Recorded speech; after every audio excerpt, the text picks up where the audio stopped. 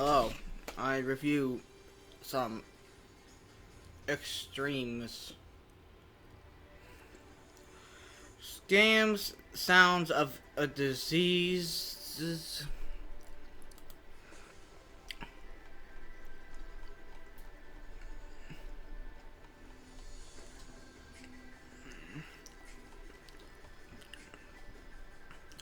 Yes, scams, sounds of a disease is some Black Death grindcore, and it's good. Would you agree that Black Death grindcore is good? No. Correct answer. It's fun.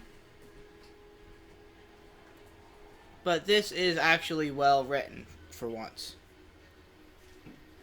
Because of the Black and Death sides of it, it's well written. And quite frankly, I would recommend this to both fans of grindcore and black metal, because it is good for both. And it's quick, fast, loud, and by the end of it, I was out of breath.